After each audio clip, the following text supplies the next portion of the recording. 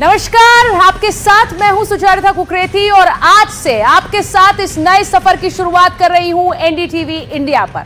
Show का नाम है माइक ऑन है। इस देश में हर व्यक्ति सवाल पूछना चाहता है, अपनी आवाज माइक पर रखना चाहता है। मैं जब जब जनता के बीच गई, लोगों ने कहा है हम कुछ कहना चाहते हैं, क्या आपका माइक ऑन है? हमें अपनी आवाज पहुंचानी है, क्या आपका माइक ऑन है? और इसीलिए आज से मैं सुचरिता कुकरेती एनडीटीवी इंडिया पर आपके लिए ये ब्रांड न्यू शो लेकर आ रही हूं, जिसका नाम हमने रखा है माइक ऑन है, जिसका सीधा मतलब है कि हर बड़े मुद्दे पर आपके लिए माइक ऑन है, हर बड़ी खबर पर आपके लिए माइक ऑन है। अपने देश से जुड़े जिन मुद्दों के लिए आप आवाज बुलंद करना चाहते हैं, उन सब के लिए माइक ऑन है। यह जनता का मंच है, विचारों का रण है और यहां मुद्दे बोलेंगे और मौन टूटेगा। और इसीलिए जिस खबर पर सबसे पहले हमारा माइक ऑन है वो है कैसे डॉक्टर तो बन गए पर सोच कट्टर ही रह गई। दिल्ली ब्लास्ट में जिन 6 आतंकियों को गिरफ्तार किया गया वो सब के सब डॉक्टर थे। जी हां, सब के सब डॉक्टर। डॉक्टर का कोट पहनकर देश को दहलाने की साजिश रच रहे थे। जो वैचारिक प्रपंच फैलाया जाता है कि गरीबी अशिक्षा के कारण लोग भटक कर आतंकवाद की राह पर चले गए, ये तो पढ़े लिखे डॉक्टर थे, ये तो जान बचाने का काम कर रहे थे, सारी सहूलियतें इन्हें मिली थी और इसीलिए देश में डॉक्टरी की ये पढ़ाई कर पाए। लेकिन सोच देश को दहलाने और बर्बाद करने वाली थी। उमर की ये तस्वीरें देखिए जिसमें वो राजधानी दिल्ली में गाड़ी में ब्लास्ट करता नजर आता है। तो ये झूठ अब ध्वस्त हो गया कि समाज के मारे हुए लोग ही आतंकवाद की राह पर चलते हैं। क्यों ना कहें कि आतंक एक मानसिकता है, क्योंकि यहां पढ़े लिखे डॉक्टर ब्लास्ट कर रहे हैं। आज इस खबर पर हमारा माइक ऑन है और इसी के साथ साथ आपको वो तस्वीरें भी दिखाती हूं जहां पर ये डॉक्टर लगातार अरेस्ट किए गए, गिरफ्तार किए गए। आज हमारा माइक ऑन है उस खबर पर भी कि कहीं आपके घर के बगल में रहने वाला व्यक्ति कहीं कोई आतंकवादी तो नहीं है। कितने दुश्मन आखिर घर के अंदर है। इसी खबर पर भी हमारा माइक ऑन है। पाकिस्तान और पाकिस्तान में बैठे आतंकी देश के खिलाफ साजिश रचते हैं, यह सबको पता है। लेकिन उनका क्या जो देश के अंदर बैठकर देश से गद्दारी करते हैं।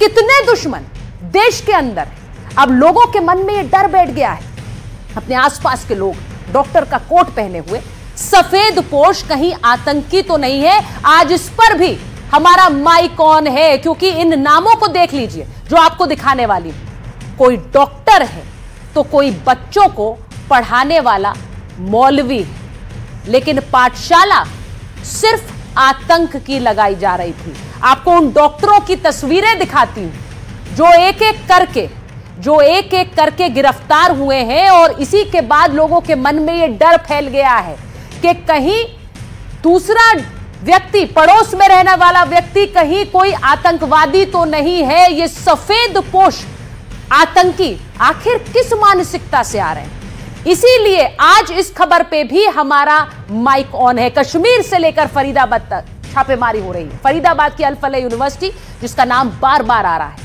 वहां आज कई एजेंसियों की टीम पहुंची। एनआईए, दिल्ली पुलिस की special cell, UP Haryana STF के साथ साथ जम्मू कश्मीर पुलिस भी जांच कर रही है।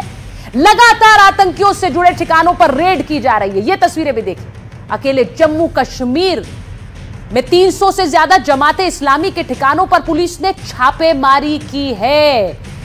आपको ये इसलिए बता रही हूं क्योंकि जितने भी ये डॉक्टर पकड़े गए हैं, अब इनके बाद देश के अंदर एक बहस छिड़ गई है कि आखिर देश के अंदर कितने आतंकी हैं और ये कहां कहां छिपे हुए हैं। इनसे ज्यादा बड़ा खतरा है, ज्यादा बड़ा डर है। और आज इसीलिए माइक ऑन है कि क्या यूपी भी एक बड़ा टारगेट था, क्योंकि जांच में बड़ा खुलासा हुआ है। टारगेट 26 जनवरी भी था और टारगेट उत्तर प्रदेश के बड़े संवेदनशील इलाके भी थे। आइए आपको दिखाती हूं वो कौन कौन से इलाके हैं जो यूपी में, उत्तर प्रदेश में निशाने पर थे। इन तस्वीरों को जरा देख लीजिए तो आप जरा समझेंगे सबसे पहले राम मंदिर की तस्वीर देख रहे हैं, लाखों लोग यहां रोज दर्शन के लिए पहुंचते हैं। यह भी टारगेट पर था इन आतंकियों के। सिर्फ राम मंदिर नहीं, अयोध्या नहीं, क्योंकि यहां तो लाखों लोग जा ही रहे हैं। गौरी शंकर मंदिर देखिए, दिल्ली के चांदनी चौक में मौजूद गौरी शंकर मंदिर भी इन आतंकवादियों के निशाने पर था, टारगेट पर था। एक और टारगेट जो इन आतंकियों के निशाने पर था, दिल्ली की पहचान इंडिया गेट, यह भी आतंकियों की नजर पे था। क्या आतंकवादी इसे भी टारगेट बनाना चाहते थे? यहां भी कई पर्यटक रोज पहुंचते हैं। इसी के साथ साथ दिल्ली के रेलवे स्टेशन, खुलासे के मुताबिक भीड़भाड़ वाले रेलवे स्टेशन भी निशाने पर थे, क्योंकि वहां ब्लास्ट होता तो बड़ी संख्या में लोगों की जान जाती और इन आतंकियों का मकसद यही था। और इसीलिए यही वजह है कि दिल्ली में धमाके के बाद अब यूपी हाई अलर्ट पर है। गाड़ियों की चेकिंग की जा रही है, भीड़ भाड़ वाली जगहों पर पुलिस की पैनी नजर है। अयोध्या, वाराणसी, मथुरा जैसे जिलों में सिक्योरिटी अलर्ट पर है, सिक्योरिटी टाइट कर दी गई है। जो तस्वीरें आप देख रहे हैं, यूपी के संवेदनशील इलाके जहां पर सुरक्षा ड्रिल्स की जा रही हैं और जहां पर आप देख रहे हैं पुलिस की टुकड़ियां जगह जगह तैनात हैं। अब यह भी आपको बताती हूं कि जब इस पूरे तफ्तीश में डॉक्टर मुजम्मिल से पूछताछ हुई तो एक बड़ा खुलासा हुआ। इन सारी संवेदनशील इलाकों में सिक्योरिटी क्यों बढ़ाई गई है, यह आपको बता रही हूं। जनवरी से इन लोगों की प्लानिंग चल रही थी देश को दहलाने की। 26/11 जैसा बड़ा आतंकी हमला करने की ये प्लानिंग कर रहे थे। 200 से ज्यादा आईडी तैयार करने का प्लान था। डॉक्टर मुजम्मिल और उमर, इन्होंने लाल किले की रेकी की थी और जनवरी के पहले हफ्ते में दोनों ने ये रेकी की। मुजम्मिल के फोन का जो डंप डेटा है, जिसकी जांच पुलिस कर रही है, उससे जानकारी मिली कि 26 जनवरी को लाल किले पर हमले की प्लानिंग थी। अब दिवाली पर भीड़ भाड़ वाली जगहों को भी निशाना बनाना था। इन्हीं में इंडिया गेट, गौरी शंकर मंदिर, रेलवे स्टेशन, शॉपिंग मॉल, ये सब टारगेट पर थे। और यही नहीं, दिल्ली के अलावा गुड़गांव, फरीदाबाद के कई ठिकानों पर भी हमले का प्लान था। बड़े धार्मिक स्थलों को टारगेट करना साजिश का हिस्सा था। सांप्रदायिक तनाव भड़काने की साजिश रची गई थी। अब आप सोचिए कि सांप्रदायिक तनाव भड़काने की साजिश ये लोग कितने समय से कर रहे थे। जांच एजेंसियों से अब तक जो जानकारी मिली है उससे साफ हो चुका है कि इस साजिश से आतंकवादी 2 मकसद पूरा करना चाहते थे। पहला वो कि बड़े पैमाने पर खून खराबा, और दूसरा ये कि आतंकी 2 समुदायों में तनाव पैदा करते। लेकिन अब तनाव राजनेता भी पैदा कर रहे हैं और इस खबर पर हमारा माइक ऑन है। आतंकियों पर कार्रवाई में धर्म और जुल्म ढूंढा जा रहा है। समाजवादी पार्टी के नेता अबू आजमी कह रहे हैं कि आतंकवाद जुल्म और नाइंसाफी से पैदा होता है। लेकिन ये पढ़े लिखे डॉक्टर, महंगे स्कूल कॉलेजों में तालीम लेने वाले सफेद पोश आतंकी कौन से जुल्म के शिकार थे? आज इस खबर पर माइक ऑन कर रही हूं। हमारे सारे मेहमान जुड़ने वाले हैं, लेकिन जल्दी से ये रिपोर्ट सुनिए और ये सियासी बयानबाजी भी सुनिए जो इस पूरे माहौल को और सुलगा रही है।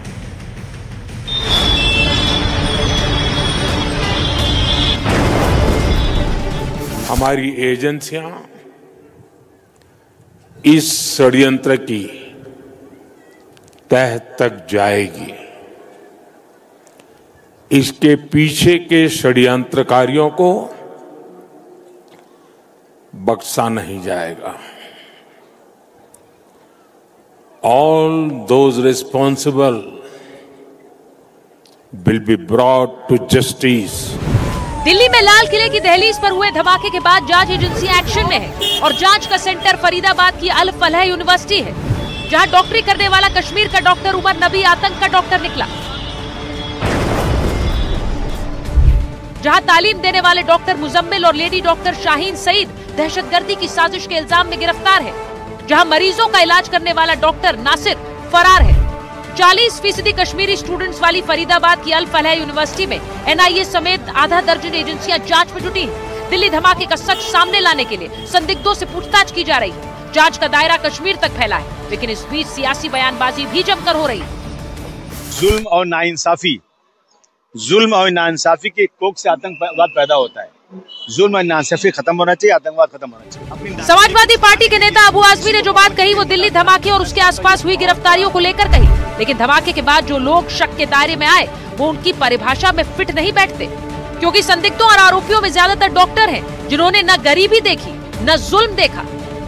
बताइए, जिनके घर से 3-3 हजार किलो एक्सप्लोजिव मटेरियल मिल रहा है, उसके लिए अबू आजमी कहते हैं समाजवादी पार्टी के कि निर्दोषों को परेशान मत करो। ये आतंकियों के हमनवा बनते हैं, आतंकियों की पैरवी करते हैं, आतंकियों के लिए सॉफ्ट कॉर्नर होता है और सेना और एजेंसीज के मनोबल पर चोट करते हैं। इस प्रकार की मानसिकताएं आतंकवाद को पनपने के लिए प्रोत्साहित करती हैं। और मैं कहूंगा कि केवल बयानबाजी से आतंकवाद नहीं समाप्त होना है, पहले आतंकवादी सोच को मन से निकालना होगा। हमको ये सिखाया जाता था कि अगर लोग एडुकेटेड होगा एक्सट्रीमिज्म नहीं रहेगा, लेकिन आपने देखा कि एडुकेटेड होने से और डेंजरस हो जाते हैं और डॉक्टर बनने से और ज्यादा डेंजरस हो जाते हैं। अबू आजमी ने जो कहा, हिमंता बिस्व शर्मा उसे वंदे मातरम तक ले गए और बाबा बागेश्वर ने उसे मदरसों तक पहुंचा दिया। जितने भी पकड़े गए सभी मुस्लिम हैं। यही इस देश का और विश्व का दुर्भाग्य है कि यही क्यों आतंकवादी होते हैं। कहीं ना कहीं इनकी शिक्षा नीति गड़बड़ है। मदरसों की शिक्षा नीति में मानवता पढ़ाने की आवश्यकता है। उत्तर प्रदेश के मंत्री कपिल देव अग्रवाल भी मदरसों में दी जाने वाली तालीम पर सवाल उठा रहे हैं। मुझको लगता है कि ये सब आज की वर्तमान की जो परिस्थितियां हैं उसमें इस बात के लिए बहुत आवश्यक हो गया है और कि जो शिक्षा के क्षेत्र में जो जाते हैं, वो किसी भी क्षेत्र में हो, किसी विद्यालय में हो, स्कूल में हो और मदरसों में हो, उन सब की जांच हो कि स्कूल के अंदर क्या पढ़ाई होती है। जंग आतंकवाद के खिलाफ है, फिर ऐसे में कुछ नेता इसमें धर्म क्यों खोज रहे हैं? जिस घटना ने देश को दहला दिया, क्या उसमें कार्रवाई नहीं होनी चाहिए? और अगर कार्रवाई होगी तो क्या उसमें धर्म और जुल्म ढूंढा जाएगा?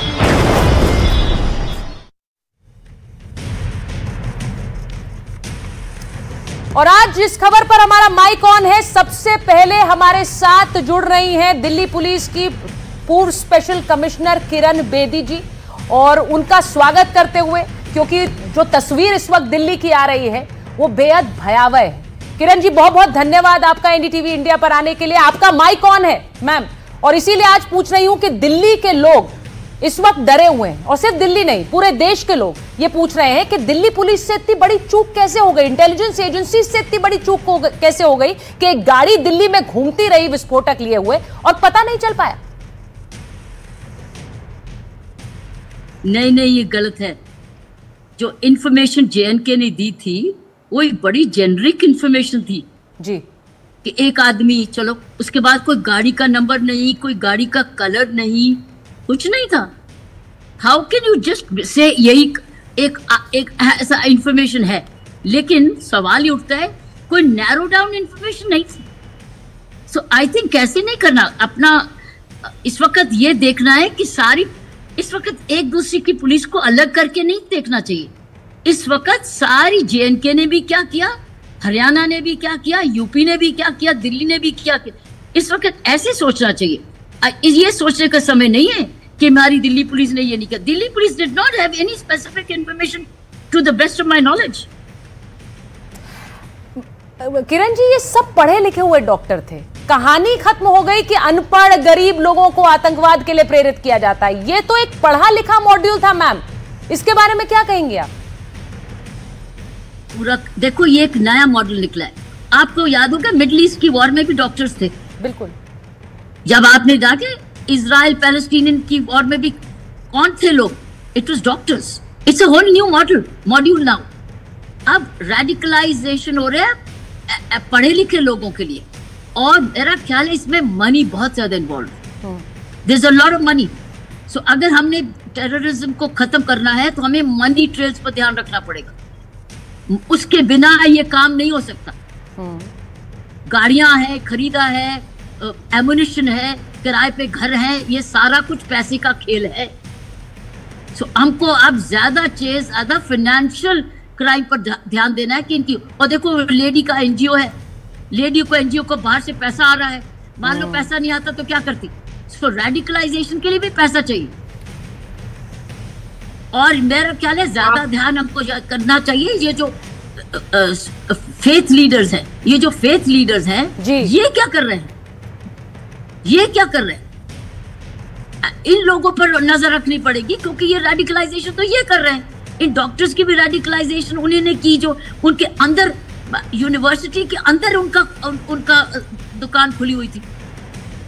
सो मेन चीज है, हमको इन चीजों पर बहुत चेकिंग करनी पड़ेगी, इसलिए हमको अब हाउस टू हाउस सर्वे करने पड़ेंगे। हमको अब स्टेज आ गया हाउस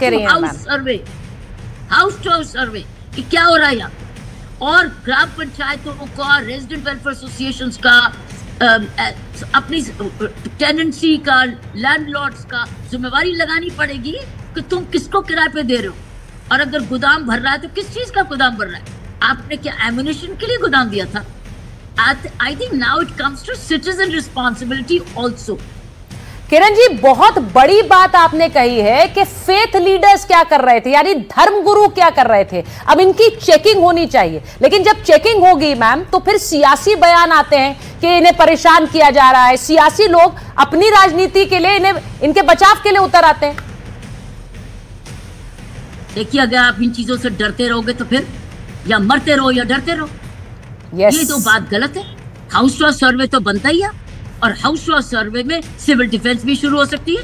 उसमें local representative house to house आप वोट लेने नहीं जाते, हाउस टू हाउस आप वोट लेने जाते हो तो हाउस टू हाउस सिक्योरिटी देने जाओ।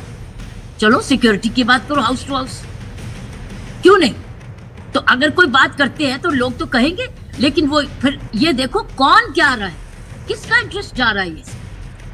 सो अगर मेरे ख्याल एजुकेशनल इंस्टीट्यूशन में ऐसे लोग फेथ टीचर्स बैठे हुए हैं, they need to be coming on record to explain ये क्या पढ़ा रहे हैं आप क्या सिखा रहे हैं लोगों को। इनकी फाइलें खुलनी चाहिए, इनकी हिस्ट्री शीट्स खुलनी चाहिए, इनके बैंक अकाउंट चेक होने चाहिए। कोई भी फेथ का हो, मुझे नहीं मतलब किससे, मुझे मतलब है कि कोई भी शिक्षक किसी को ब्रेन वॉश, गंदा वायलेंस की तरफ रेडिकलाइज न मत करे। तो हमको हाउस टू हाउस सर्वे करने पड़ेगी, और house to house survey election नहीं होता, वोटिंग के लिए नहीं होता, वोटर लिस्ट के लिए नहीं हुआ, हाउस टू हाउस गांव में हो रहा है। ये वेरी इंपॉर्टेंट, गांव में गोदाम बन रहा है, और गोदाम वाले को पंचायत को पता नहीं होना चाहिए। पंचायत की जिम्मेवारी क्या है? सुरक्षा करनी नहीं है? तो बताओ क्या है शक? तो शक जो है अगर आपको है तो बताओ।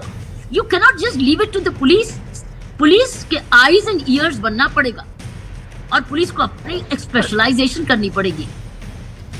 बहुत बड़ी बात कह रही हैं किरण बेदी, जिनका माइक ऑन है, और वो कह रही हैं कि फेथ लीडर्स की जवाबदेही है, यानी धर्म का जो बढ़ावा करते हैं जो नेता, धार्मिक नेता हैं, उनकी जवाबदेही कहां है और उनकी चेकिंग क्यों नहीं होती है? वो क्या पढ़ा रहे हैं, क्या जानकारी दे रहे हैं, इसके बारे में क्यों नहीं पूछा जाता है? किरण जी, बहुत बहुत धन्यवाद आपका हमसे बात करने के लिए। और अब मैं सारे मेहमानों के माइक ऑन कर रही हूं। हमारे साथ डिफेंस एक्सपर्ट मेजर गौरव आर्य जुड़ रहे हैं, हमारे साथ बीजेपी के प्रवक्ता शिवम त्यागी जुड़ रहे हैं, हमारे साथ मुस्लिम धर्मगुरु मौलाना साजिद रशीदी साहब जुड़ रहे हैं, हमारे साथ कांग्रेस की प्रवक्ता विंग कमांडर अनुमा आचार्य जुड़ रही हैं, और सपा के प्रवक्ता फराज किदवई साहब हमारे साथ जुड़ रहे हैं। वारिस पठान साहब AIMIM के प्रवक्ता हैं। सबके माइक ऑन हैं। मैं शुरुआत सबसे पहले मौलाना साजिद रशीदी अगर आपके साथ कर लूं, क्योंकि आपका माइक ऑन है, कैमरा थोड़ा हिल रहा है, लेकिन मैं आपसे पूछूंगी जो बात अभी किरण जी कह रही थी, धर्म गुरुओं की जवाबदेही बनती है। क्या पढ़ाया जा रहा है, क्या सिखाया जा रहा है? ये सफेद पोश डॉक्टर आतंक फैला रहे थे। हो गया, बताएं रशीदी साहब। जी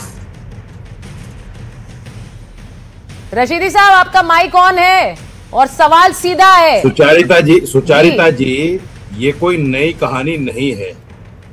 हमेशा जब भी कहीं ब्लास्ट होता है, थ्योरी एक ही होती है, मुसलमान मुसलमान मुसलमान। मैं किसी का डिफेंड करने नहीं आया हूं, मैं आतंकवादियों को ये कहने नहीं आया हूं कि मैं तुम्हारे साथ खड़ा हूं, लेकिन मैं ये भी कहना चाहता हूं, ये भी एक कड़वी सच्चाई है, मीडिया ट्रायल के नाम पर जो कुछ हो रहा है देश में। मीडिया ट्रायल क्या है? वो बड़ा रशीदी साहब, मीडिया ट्रायल कहाँ है? मेरी बात पूरी हो जाए। किसका मीडिया ट्रायल हो रहा है? मैं पूरी बात कर लूं। सर, बात तो आप पूरी ही रखेंगे क्योंकि आपका माइक ऑन है, लेकिन मैं ये समझ नहीं पा रही हूं कि मीडिया ट्रायल किसका हो रहा है, और मुसलमान वाला जो कार्ड है ये क्यों खेला जा रहा है? आतंक की बात हो रही, बात पूरी करिए। अरे आप सुनेंगे तभी तो बताऊंगा। देखिए, मेरे पास सैकड़ों बच्चों की ऐसी लिस्ट है जो पिछले 15 साल से 20 साल से, एक बच्चा तो 36 साल में बाइज्जत बरी हुआ, 36 साल में, और सरकार कोई कंपनसेशन नहीं देती, कोई नहीं देती, जिंदगी खराब हो जाती। आपको याद है सुप्रीम कोर्ट ने कहा था कि मीडिया ट्रायल के नाम पर बहुत सारी जिंदगी खराब होती हैं, बहुत सारी जिंदगियां खराब होती हैं। देश में मीडिया ट्रायल एक वबा है। अभी तक एनआईए ने इस बात की पुष्टि नहीं की कि हम धर्म के आधार पर जांच कर रहे हैं। नहीं तो क्यों कहेगी एनआईए, ये क्यों कहेगी कि वो धर्म के आधार पर जांच कर रही है?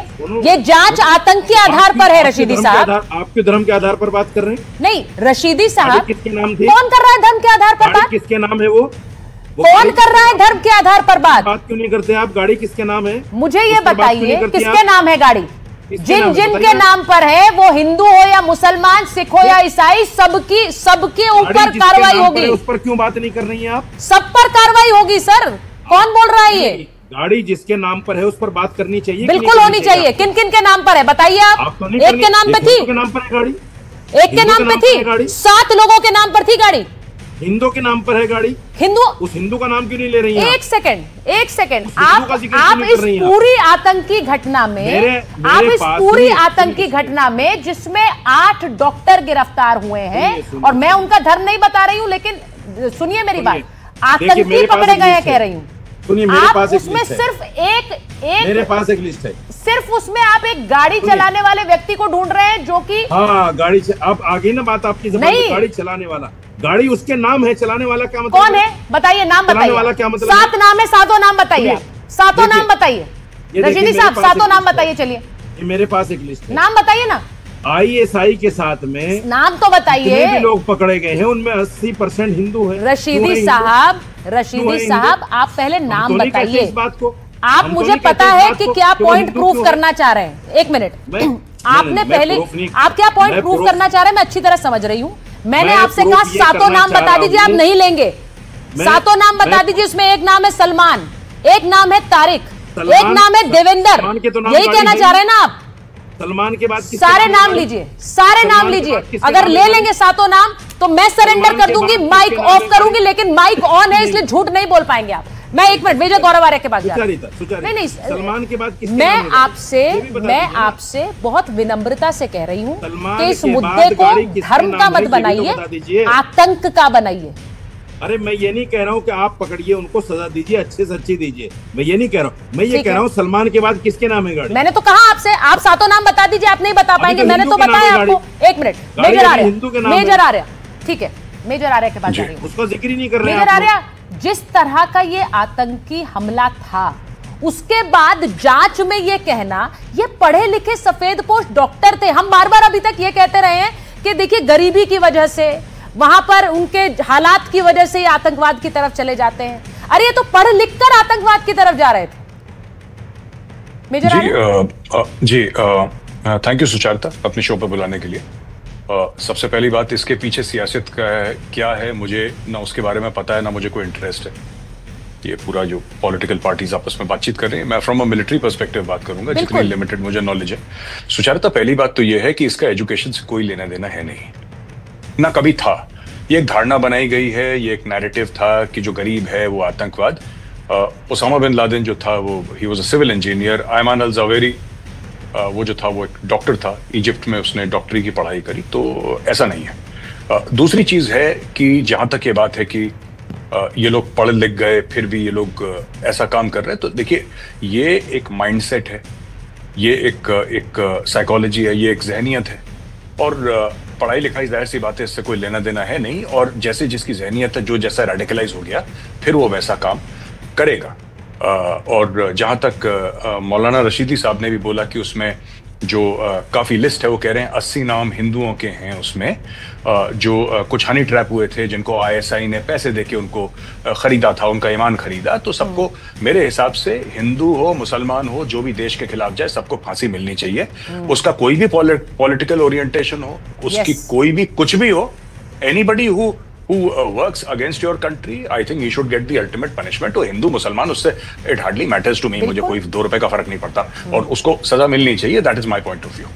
बिल्कुल मिलनी चाहिए। और मैं इसीलिए आपसे ये मेजर आर्य पूछ रही हूं क्योंकि आपने तो ये देखा है, आपने आतंकवाद को, और आपने देखा है कि किस तरह से लोगों को बरगलाया भी जाता है आतंकवाद के प्रति, लेकिन यहां ये पढ़े लिखे डॉक्टर थे जो आतंकवाद को एक तरह, उन्होंने आतंकवाद का एक नया मॉड्यूल देश के सामने रख दिया है कि पढ़ लिख कर भी आपको सारी सहूलियतें मिली, आपको पैसा मिला, आपको इस देश ने सब कुछ दिया, लेकिन आपने देश को दहलाने का प्लान दिया। नहीं सुचारिता, ये कोई नया मॉड्यूल नहीं है। लोग ऐसे बोल रहे हैं, कोई नया नहीं है, बहुत पुराना मॉड्यूल है ये। ऐसे देखिए, मैं बार बार आपसे कह रहा हूं कि हम ये नहीं कह सकते, अगर हम ये कहते हैं और ये बात सच है कि आतंकवाद बुरा है, तो क्या हम ये कह रहे हैं कि सिर्फ जो अनपढ़ आदमी है या जिस आदमी कोई डिफिकल्ट सर्कमस्टेंसेस है वही आदमी बुरा हो सकता है? ऐसा तो नहीं है। बुरा तो कोई भी हो सकता है, अमीर भी बुरे होते हैं, गरीब भी बुरे होते हैं। बिल्कुल राइट। चोरी अमीर भी करता है, चोरी गरीब भी करता है, उसकी वजह अलग अलग हो सकती हैं, लेकिन सब कुछ गलत काम करते हैं। अच्छे लोग हर जगह होते हैं। मेरा कहने का मतलब है कि इसका एजुकेशन से कोई लेना देना नहीं है। ये एक नैरेटिव चलाया गया बहुत पहले, जब हम लोग JNK में थे तब भी ये नैरेटिव चलाया जाता था कि ऐसा होता है, ऐसा होता है। कुछ नहीं होता, ऐसा कुछ नहीं होता। जिसको रेडिकलाइज होना है वो रेडिकलाइज होता है। जिसने वो चूरन खा लिया उसके खून में समा गया। बड़े अच्छे अच्छे लोग भी हैं। अब देखिए, ये सारे डॉक्टर कश्मीर से पकड़े जा रहे हैं, लेकिन मैं इतने कश्मीरियों को जानता हूं, they are the finest of people. अब ये पकड़े गए 4-5, ये पकड़े गए 4-5, और इसमें से ज्यादातर कश्मीरी थे, लेकिन अच्छे लोग भी बहुत हैं वहां पे ज्यादातर।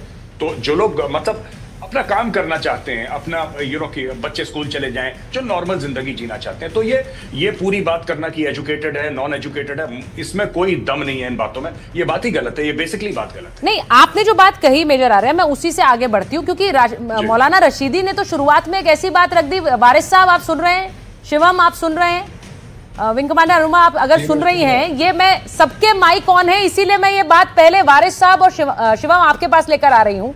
ये बार बार बोलने की जरूरत क्या है शिवम, कि ये धर्म ढूंढ लिया, मीडिया ट्रायल कर दिया? किसका मीडिया ट्रायल हुआ है? आज मुझे एक नाम जानना है इस पूरे पैनल से जिनके सबके माइक ऑन है, कि किसका मीडिया ट्रायल हुआ है? एक व्यक्ति बताइए जिसका मीडिया ट्रायल हो रहा है, जिन को पकड़ा गया। सुचारिता जी, रशीदी साहब आप हंस सकते हैं, लेकिन नाम नहीं बताएंगे, मुझे पता है। शिवम बोलिए। नहीं, 9 लोगों की जान चली गई, 10 से ज्यादा लोग घायल हो गए। उस पर मौलाना साजिद रशीदी हंसना चाहें तो हंस सकते हैं, स्वागत है उनका, आखिर वो तो हंसेंगे। खैर, मैं आगे आना था। इस देश में मतलब या दुनिया में कहीं भी बच्चा जब रोता है उसको दूध पिलाने के लिए माँ इतनी जल्दी नहीं भागती जितना इस देश में पॉलिटिकल आउटफिट्स, आतंकवादियों को बचाने के लिए पॉलिटिकल आउटफिट्स आ जाते हैं। जितनी तेजी से सारी एजेंसीज निकल कर आ जाती है जो एक सामाजिक स्तर पर अपने आप को बताते हैं कि वो संस्था है, मां इतनी तेजी से दूध पिलाने रोते हुए बच्चे को नहीं आती जितनी तेजी से ये बचाने आ जाते हैं। संजय राउत का कहना है कि रोजगार नहीं है, रोटी नहीं है, इसलिए वो आतंकवादी बन जाते हैं बच्चे। इसके अलावा अबू आजमी का कहना है कि जुल्म और नाइंसाफी के खिलाफ पैदा होता है आतंकवादी। इसके अलावा जो है, अगर मैं खास तौर पर बात करूं तो महबूबा मुफ्ती यही बात कहती है कि इन कमजोर लोगों को परेशान करना बंद कीजिए। बिल्कुल ऐसा नहीं है भाई। मेरे देश में मुझे नहीं पता 1 करोड़ रुपए कितने लोगों के पास होते होंगे, लेकिन MBBS करने के लिए 1-1 करोड़ रुपए से ज्यादा फीस लगती है। उतने पैसे दे दे के वो लोग डॉक्टर बने, MBBS किया, MD किया, और उसके बाद उन्होंने आतंकवाद चूज किया। और ये जो नैरेटिव है अनपढ़ लोग ही आतंकवादी बनते हैं, बिल्कुल नहीं बनते भाई। तो मैं तो कहता हूं इस देश में, इस देश के कुछ आतंकवाद परस्त लोगों ने ये नैरेटिव फैलाने की कोशिश की कि गरीब आदमी आतंकवादी बनता है। बिल्कुल ऐसा नहीं है, बिल्कुल ठीक बात है। अबू अल बकर बगदादी जो है PhD था, Osama bin Laden civil engineer था, अल जवाहिरी सर्जन था, मसूद अजहर पत्रकार था, अफजल गुरु डॉक्टर था, इसके अलावा याकूब मेमन चार्टर्ड अकाउंटेंट था, इसके अलावा Omar Sheikh LSE graduate London से था, इसके अलावा फैसल साहब और तमाम पता नहीं कितने लोग हैं। अगर आप लिस्ट पढ़ेंगे तो सारे जितने भी आतंकवादी हुए वो एक से एक ज्यादा अच्छी बेहतर एजुकेशन लेकर वहां पहुंचे। लेकिन सच ये है कि इस देश में कोई आतंकवादियों को कुछ कह ना दे, उनसे कोई सवाल ना कर ले। नहीं, किरण जी ने अभी बहुत इंपॉर्टेंट बात कही है थोड़ी देर पहले। बहुत परेशान था। शिवम, किरण बेदी से मैंने बात की, उन्होंने एक बड़ी इंपॉर्टेंट बात कही। उन्होंने कहा कि ये जो सारे धार्मिक गुरु हैं इनके ऊपर क्यों नहीं जांच होती, और ये क्या पढ़ा रहे हैं इसके बारे में क्यों जांच नहीं होती है, क्योंकि सब देश से बड़ा क्या है, देश से ऊपर तो कोई नहीं है वारिस साहब, तो फिर इनकी जांच क्यों नहीं होनी चाहिए? अब अगर मदरसों में जांच की बात कह रहे हैं और वो ये कह रहे हैं कि जहां जहां ये गए, जिन जिन के संपर्क में थे, उनमें कई मौलाना भी हैं, तो उनकी जांच होगी, तो फिर मीडिया ट्रायल की बात कर देंगे आप लोग? देखिए सुचरिता जी, हमने हमेशा से हर आतंकवादी गतिविधियों का पुरजोर रीत से खंडन किया था, करते रहेंगे। दिल्ली में जो कार ब्लास्ट हुआ जिसमें सैकड़ों लोगों की जानें चली गई, मैं उसका पूरी तरह से खंडन करता हूं और ये चाहता हूं कि जो भी उसमें इन्वॉल्व हो उस ब्लास्ट में उसके खिलाफ कानूनी कड़ी कार्रवाई की जाए और जो सजा हो कानूनी उसको देना ही चाहिए। अब देखिए यहाँ पर होता क्या है, 2-3 चीजें मैं आपको बताऊंगा सूचना। अब ब्लास्ट के अंदर जो सस्पेक्ट पकड़े गए हैं वो कुछ मुसलमान उनके नाम है। अब वो उसकी वजह से ये मीडिया में और ये कल से तमाम ये जो ट्विटर के ट्रोल है एक ही चीज लग रहा है, पूरी मुसलमान कौम को घोषित कर दिया जा रहा है कि ये सब आतंकवादी है, ये सब रेडिकलाइज है। ये गलत है। देखिए चुनिंदा लोगों के लिए आप सबको ये बोलोगे कहां से रेडिकलाइज हुआ, तो वैसे आप देखते जाओ तो आतंकवादी तो इंदिरा गांधी का जिन्होंने कत्ल कर दिया था वो क्या आतंकवादी नहीं थे, वो क्या मुसलमान थे। राजीव गांधी का जिन्होंने कर दिया क्या वो मुसलमान थे, वो भी तो नॉन मुस्लिम ही थे। अभी आप देखो कर्नल नहीं, तो उनको किसी ने डिफेंड किया, वारिस साहब उन्हें किसी ने डिफेंड किया। सर एक मिनट कोई ये कह रहा है कि वो सही कर रहे थे। कोई ने भी उसकी आप ये बार-बार देखिए मुझे देखिए वारिस साहब ये वाला जब ये धर्म वाला कार्ड आतंकवाद में आप खेलते हैं तो ये बहुत डेंजरस कार्ड है, ये बहुत डेंजरस कार्ड है। आपको इसके खतरा पता होना चाहिए। नहीं मेजर आ रहा है मेरे को मजा नहीं आता है डिबेट में। नहीं सब बोल रहे थे, अनब शनाब बकवास कर रहे थे, आपने सबको बोलने का मौका दिया। नहीं आप बोलिए। आप देखिए इस मंच पर सबके माइक ऑन होते हैं वारिस साहब, आप बोलेंगे। वारिस साहब मैं आपसे रिक्वेस्ट कर रहा हूँ, वारिस साहब मैं आपसे रिक्वेस्ट कर रहा हूँ सर, वारिस साहब को ले लीजिए। पहले मैं आपसे माफी चाहता हूँ कि मैं आपको बीच में इंटरप्ट कर रहा हूँ सर, मेरी ऐसी ना आदत है, मुझे नहीं करना चाहिए लेकिन मजबूरी है सर। प्लीज आपको जो जिसको बोलना है बोलिए। Colonel Purohit is not guilty. मैं इसका जवाब नहीं दूंगा, मेरे को बीच में रोका करके नहीं, मैं आपसे एक मिनट सही है क्या? सही आप लोगों ने बोला, मैंने सुना ना, मेरे को पूरी बात तो रखने दो। मेरे को बात भी नहीं रखने देंगे, बीच में बोलेंगे तो बुलाते क्यों है मेरे को? नहीं वारिस साहब मैं बस एक इंटरजेक्शन करना चाह रहे हैं। मैं आपको पूरा समय दे रही हूँ बोलने का। एक बार समय का दिया, मेरा दिन काट के क्या फायदा हुआ आपको? बिल्कुल नहीं होगा सर, यहाँ तो माइक ऑन ही रहता है। कैसे आपको नहीं बोलने देंगे? बोलिए वारिस साहब। आप रोज शाम को टीवी पे आते हैं 3-3 घंटा, अगर किसी ने बोल लिया एक बार तो क्या दिक्कत हो गई सर? थोड़ा सा तो बड़ा दिल दिखाइए आप। मेरा समय काट लिया। मैं आपसे आप जनाब करके बात कर रहा हूं, एहतराम से बात कर रहा हूं, माफी मांग रहा हूं, सॉरी बोल रहा हूं, और क्या करूं सर आपको? आप बताइए सर, रिक्वेस्ट तो कर रहा हूं आपसे। मैं सिर्फ आपसे कह रहा हूं आपको जिसको जो करना है, ये हिंदू मुस्लिम कांग्रेस बीजेपी ये जेडीयू तृणमूल जो भी मैटर है sir, that is not my matter. मुझे कोई लेना देना नहीं इसका। वो पॉलिटिकल पार्टीज के प्रवक्ता खुद समझेंगे, they are far more qualified than I am, far more knowledgeable. मैं सिर्फ ये कह रहा हूं, सिर्फ एक नाम से मुझे आपत्ति है और अगर मैं बीच में ना बोलूं तो फिर I will feel guilty for not speaking out. Colonel Purohit is not guilty. Colonel Purohit was promoted to the rank of a full colonel. He has led a life of honor and dignity and service to this nation. He was wrongfully imprisoned. उन्होंने torture सहा है sir jail के अंदर, उनको मारा गया है, पीटा गया है, टॉर्चर करा गया है। That man is innocent and he's an officer and I salute him.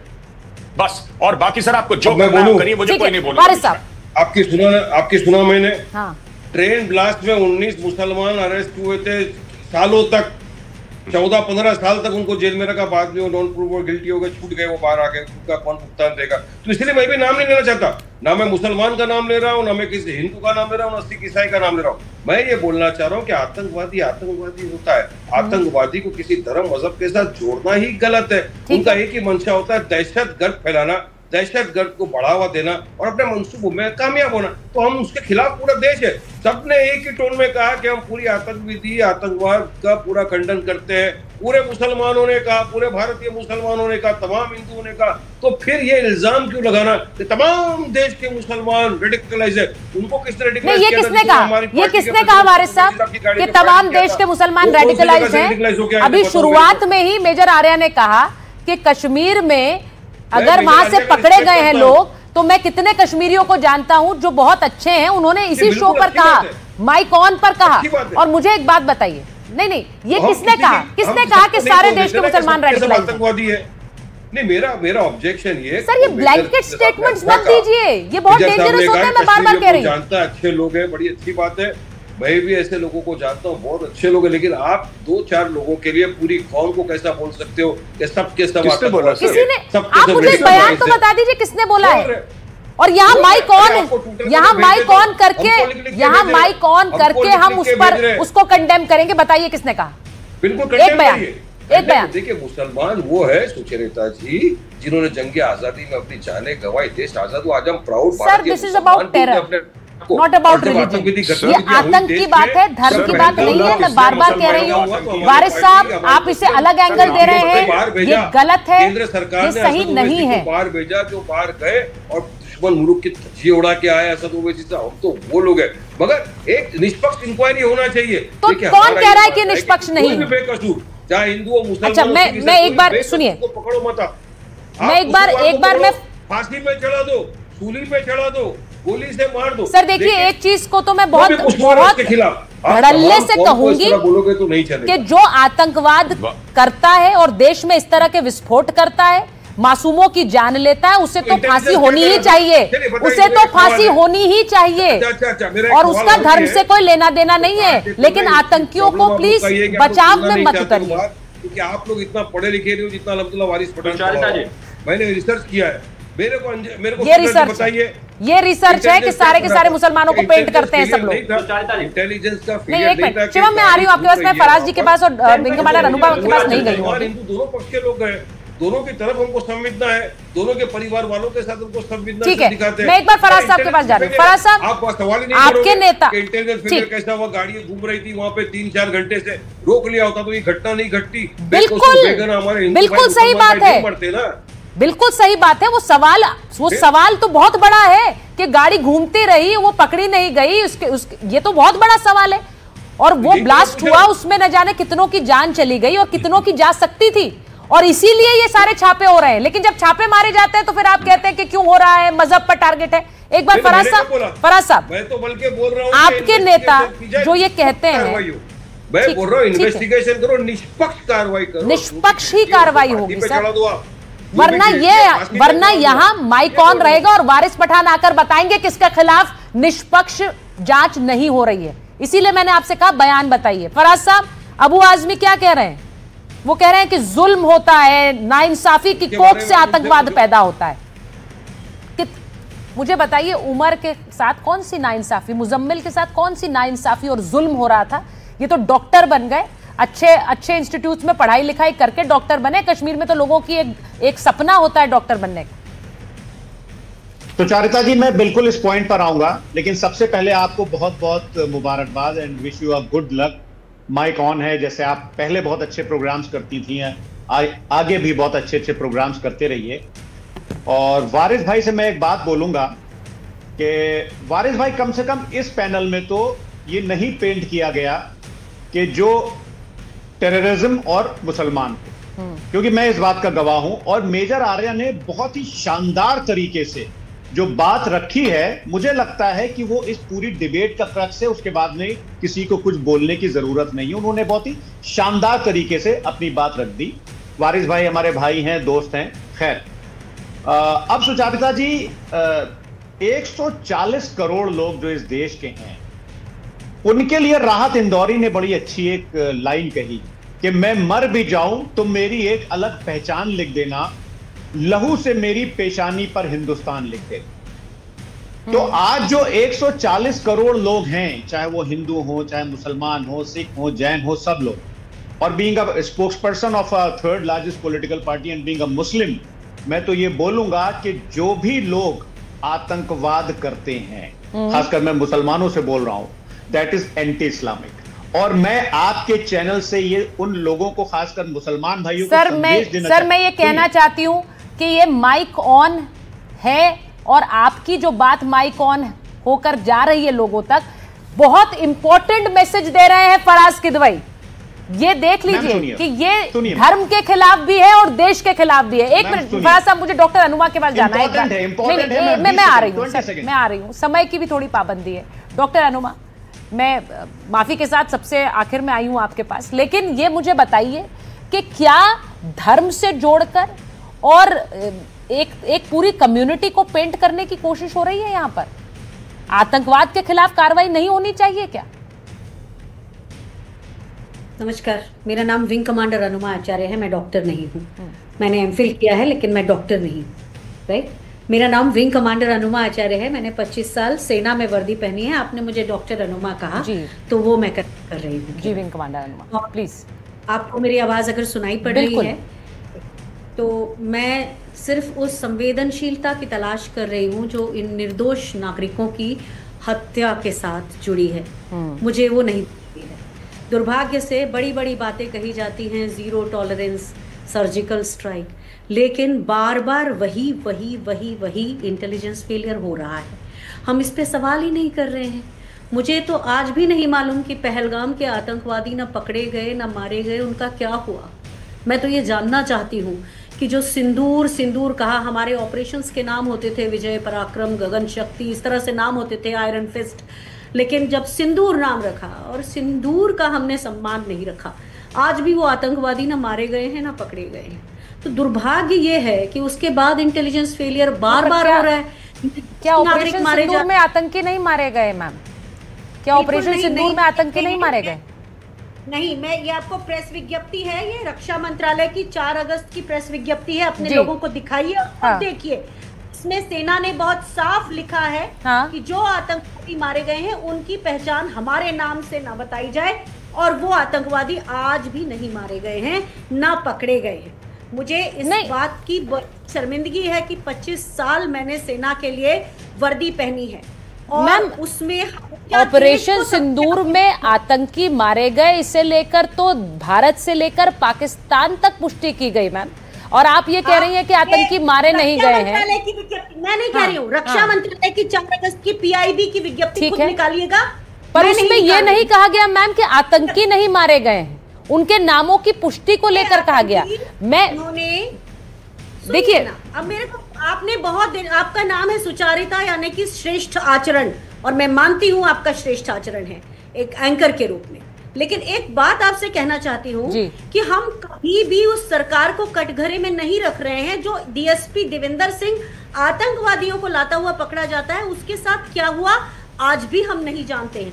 क्या आप जानती हैं हमारे देश में निर्दोष नागरिकों की हत्या के जिम्मेदार कौन है?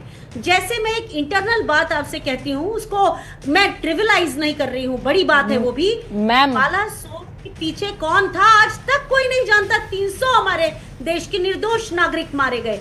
तो ये निर्दोष नागरिकों का मारे जाना और लोगों का कहना they will be brought to justice, ये जीरो टॉलरेंस क्या है? मैम देखिए, मैं सिर्फ ये कहना चाहती हूँ कि इस तरह की घटनाएं जब देश में घटती हैं तो उस पर सवाल उठाए जाएंगे और सवाल उठाए जाते हैं, उनके जवाब मिलने भी बहुत जरूरी है। आप बिल्कुल सही कह रही हैं, लेकिन ये कहना कि इनके जवाब नहीं मिले ये भी गलत होगा।